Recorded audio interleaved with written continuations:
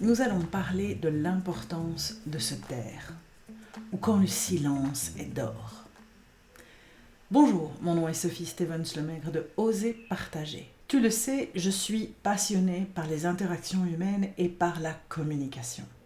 Alors, cela fait plusieurs années maintenant que je mets à ta disposition des vidéos qui te permettent de pouvoir réfléchir à ta communication, de comprendre certains outils extraordinairement précieux que je développe autant que je le peux pour essayer de t'aider à mieux comprendre comment cette communication fonctionne, quand elle peut fonctionner, quand elle ne fonctionne pas du tout. Parce que je sais, pour l'avoir expérimenté, que mieux tu comprends ce genre de choses et plus tu gagnes en confiance en toi, ce qui te permettra de pouvoir avoir des relations avec les autres qui soient améliorées. Tu trouveras toute une série d'informations à ce sujet sur le site oserpartager.net.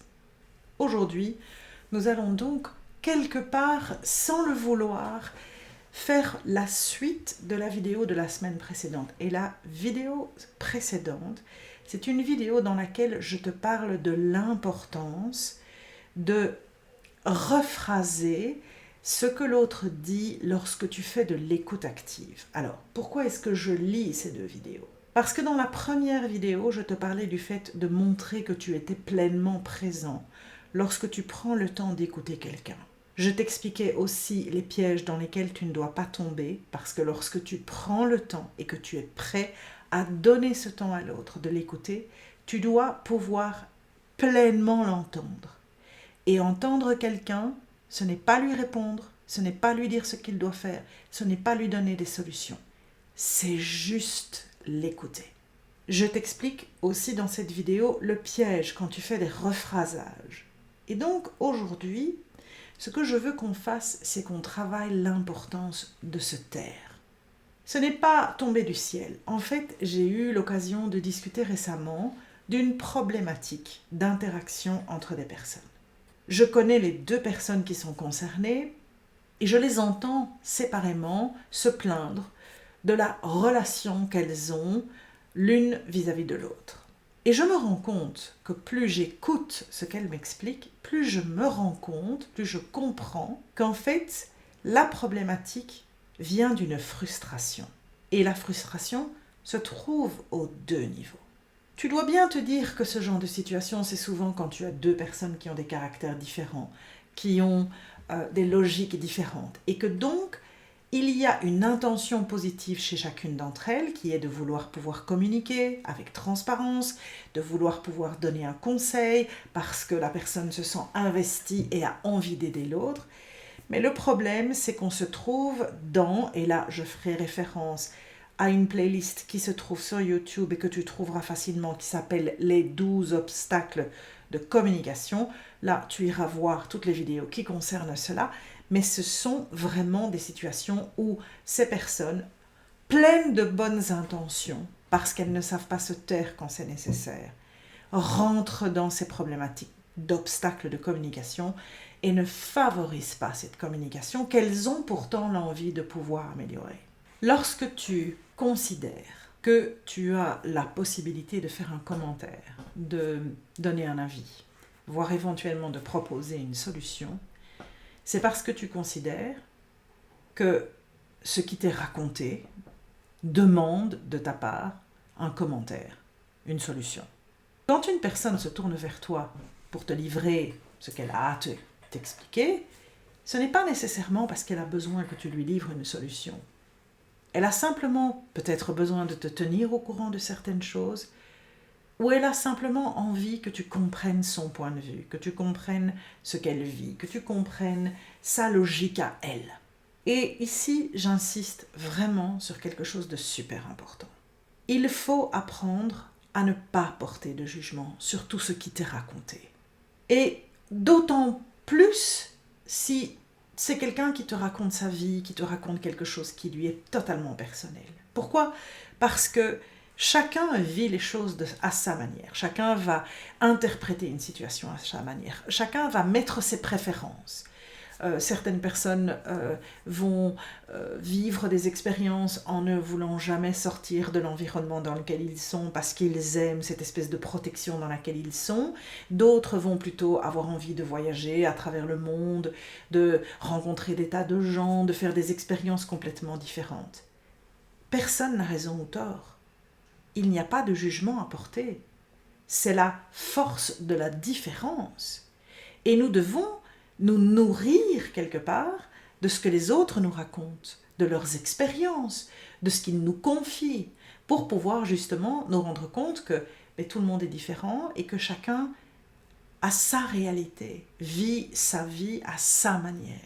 Et c'est pour ça que je veux que tu comprennes combien il est important lorsque quelqu'un vient te parler, lorsque quelqu'un vient te voir parce qu'elle veut te raconter quelque chose, parce que cette personne a besoin de te confier quelque chose d'important pour elle, parce que cette personne a peut-être besoin effectivement d'être juste soutenue, d'avoir juste une épaule sur laquelle pleurer éventuellement, ou une personne avec laquelle se réjouir et partager.